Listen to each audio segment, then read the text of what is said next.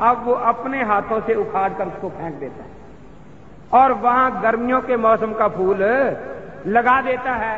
تو پہلے انبیاء علیہ السلام کی شریعتیں جو تھیں وہ اپنے اپنے زمانہ کے لیے تھیں، اپنے اپنے زمانہ میں انہوں نے رونق اور بہار دنیا کو دکھائی، لیکن جب ایک کا زمانہ گزر گیا دوسری شریعت آ گئی، تیسرے نبی آ گئے وہ اور شریعت لے کر آ گئے۔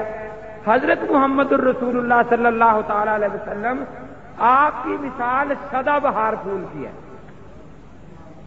جو ہر قید سے آزاد ہے، گرمی ہو، سردی ہو، بہار ہو، خزاں ہو، کوئی علاقہ ہو، ہر علاقے میں ہر موسم میں وہ اسی بہار سے اپنی رونق دے دنیا کو رونق بخشتا ہے قیامت تک کے لیے۔ تو حضرت محمد الرسول اللہ صلی اللہ تعالی علیہ وسلم کی شریعت قیامت تک کے لیے ہے۔ یہی وجہ ہے کہ پہلے نبیوں کی شریعتیں محفوظ نہیں رہی۔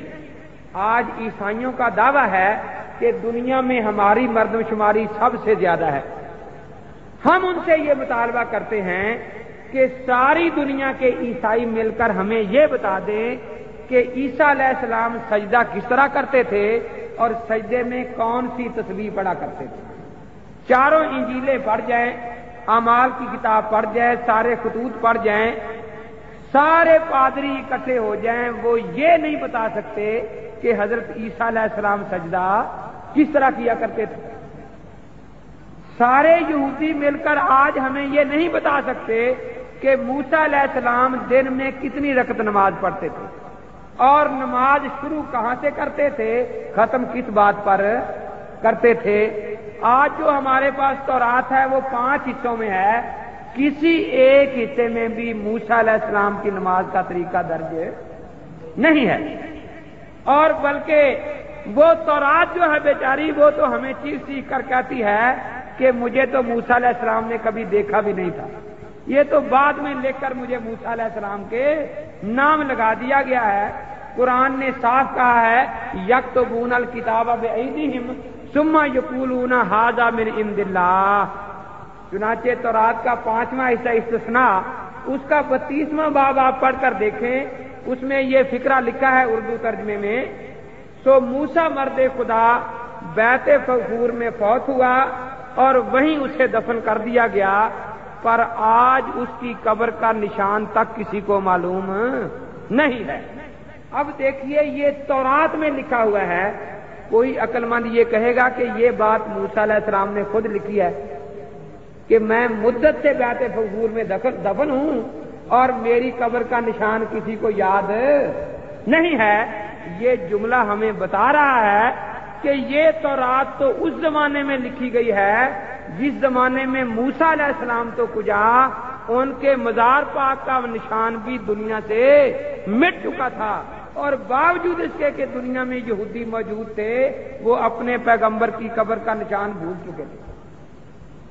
تو اب اتنا عرصہ بعد لکھی کتاب کو موسیٰ علیہ السلام کے نام جوڑنا یہ بات غلط ہے۔ تو خیر عرض میں یہ کر رہا ہوں کہ کسی پہلے پیغمبر کی سیرت محفوظ نہیں ہے، لیکن آخری نبی حضرت محمد الرسول اللہ صلی اللہ تعالی علیہ وسلم کی سیرت کے بارے میں ہمارا دعویٰ آج بھی ہے اور قیامت تک ہے کہ آپ کی سیرت کا ایک نقطہ بھی گم، سیرت کے وہ چھوٹے چھوٹے پہلو جو کسی بڑے سے بڑے شہنشاہ کے بھی تاریخ نے محفوظ نہیں رکھے۔ سکندر اعظم بہت بڑا بادشاہ گزرا ہے، کوئی یہ بتا سکتا ہے کہ سکندر جب تخت پر پاؤں رکھتا تھا تو کون سا پاؤں پہلے رکھتا تھا؟ کسی تاریخ میں یہ بات ہے؟ لیکن مسلمان بچہ یہ بتا سکتا ہے کہ حضرت محمد الرسول اللہ صلی اللہ علیہ وسلم جب مسجد میں تشریف لاتے تو آپ کون سا مبارک قدم پہلے رکھتے اور آپ کی مبارک زبان پر کون سی دعا ہوتی؟ آپ بیت الخلاء میں تشریف لے جاتے تو کون سا قدم پہلے رکھتے اور آپ کی مبارک زبان پر کون سا ذکر ہوتا؟ آپ جب سرما لگاتے تو کون سی آنکھ میں پہلے لگاتے اور کتنی سلائیاں لگاتے؟ آپ جب لیٹتے آرام کے لیے تو کس کروٹ لیٹا کرتے؟ یہاں تک باتیں محفوظ ہیں۔ ہندو اشوک کو بہت بڑا سمجھتے ہیں اور صدیوں تک اشوک کے حکموں کو انہوں نے پتھر کی لاٹھوں پر لکھا، لیکن وہ آج نہیں بتا سکتے کہ اشوک خدا کو کس طرح یاد کیا کرتا۔ اشوک کی کوئی سیرت آج دنیا میں محفوظ نہیں ہے۔ تو بہرحال میں یہ عرض کر رہا ہوں کہ ہمارے پیغمبر حضرت محمد الرسول اللہ صلی اللہ علیہ وسلم کی سیرت اتنی محفوظ ہے کہ 15ویں صدی کا مسلمان بھی فخر سے کہہ سکتا ہے کہ میرے سامنے اللہ کے پیغمبر کی سیرت اسی طرح ہے جس طرح صحابہ کے سامنے تھی، اور ایک بات بھی گم نہیں ہوئی۔ لیکن اس بات پر آپ کا اتفاق ہے نا؟ اب میں ایک بات آپ سے پوچھنا چاہتا ہوں، یہ بات تو سب کہتے ہیں کہ یہ سیرت کو محفوظ کس نے کیا ہے؟ کیا اللہ کے پیغمبر نے خود کوئی کتاب لکھی ہے جس میں یہ سیرت محفوظ ہو؟ صحابہ نے کوئی کتاب لکھی ہے جس میں یہ سیرت محفوظ ہو؟ تو اللہ کے نبی کی سیرت کو محفوظ کرنے کا سہرا سب سے پہلے سیدنا امام اعظم ابو حنیفہ رحمۃ اللہ علیہ کے سر پر ہے، پھر امام مالک رحمۃ اللہ علیہ کے سر ہے، پھر امام شافعی رحمۃ اللہ علیہ کے سر ہے، پھر امام احمد بن حنبل رحمۃ اللہ علیہ کے سر ہے۔ یہ 4 ائمہ مجتہدین ہیں جنہوں نے اللہ کے نبی کی سیرت کے ہر پہلو کو محفوظ کر دیا۔ تو پوری قیامت تک آنے والی امت ان کی احسان مند ہے، کوئی ان کو برا کہے یا بھلا کہے، لیکن نبی کی سیرت لینے کے لیے ان کے دروازے پر حاضری دینی پڑتی ہے۔ ان کے علاوہ کسی اور کا نام پیش کرے کوئی پوری امت میں جس نے مکمل نماز مرتب کی ہو، نبی کی مکمل سیرت ہمارے سامنے رکھی ہو، کسی کا نام کوئی پیش نہیں کر سکتا۔ انہی کے مقلدین نے ان کی کتابوں کو آگے پہنچایا۔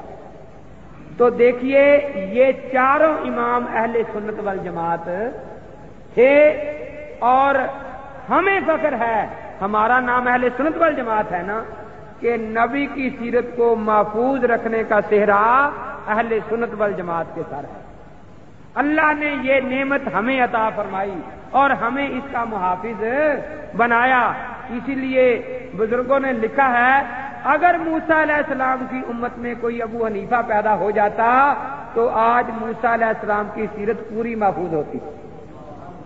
اگر عیسیٰ علیہ السلام کی امت میں کوئی امام ابو حنیفہ پیدا ہو جاتا تو وہ عیسیٰ علیہ السلام کی سیرت کو گم نہ ہونے دیتا۔ سیدنا امام اعظم ابو حنیفہ رحمۃ اللہ تعالی علیہ، ان کا یہ امت پر احسان ہے کہ آپ نے اللہ کے نبی کی سیرت کو محفوظ فرمایا۔ تو پہلا فرق میں نے اپنے پیغمبر اور پہلے نبیوں میں کیا عرض کیا؟ ان کی سیرت محفوظ نہیں، ہمارے پاک پیغمبر کی سیرت محفوظ ہے، اور یہ سیرت کی حفاظت بھی اہل سنت والجماعت کی صداقت کی بہت بڑی دلیل ہے، کیونکہ اللہ نے یہ کام اہل سنت والجماعت سے لیا۔ دوسرا فرق کیا ہے؟ پہلے انبیاء علیہ السلام کی مثال آپ ایسی سمجھیں جیسے گیس ہو۔ ایک گیس ایک گلی کو روشن کر سکتا ہے، لیکن ساری دنیا کو روشن کرنے کا دعویٰ نہیں کر سکتا، اور نہ ساری دنیا کو روشنی دے سکتا ہے۔ جتنے پہلے پیغمبر دنیا میں تشریف لائے وہ اپنے اپنے علاقے کے لیے نبی تھے، کوئی ایک شہر کے لیے، وَإِلَىٰ مَدْيَنَ أَخَاهُمْ شُعَيْبًا، ایک شہر کے لیے شعیب علیہ السلام نبی ہیں، کوئی ایک قوم کے لیے نبی بن کر آئے، ساری دنیا کے لیے نبی بن کر آنے والے صرف اور صرف حضرت محمد الرسول اللہ صلی اللہ تعالی علیہ وسلم ہیں۔ تو آپ ساری دنیا کے پیغمبر ہیں، اور پہلے انبیاء علیہ السلام ایک ایک علاقے کے نبی تھے۔ آج عیسائی ایک ایک آنے کی انجیل لے کر ساری دنیا میں پھر رہے ہیں، لیکن کیا یہ عیسیٰ علیہ السلام کا حکم تھا؟ عیسیٰ علیہ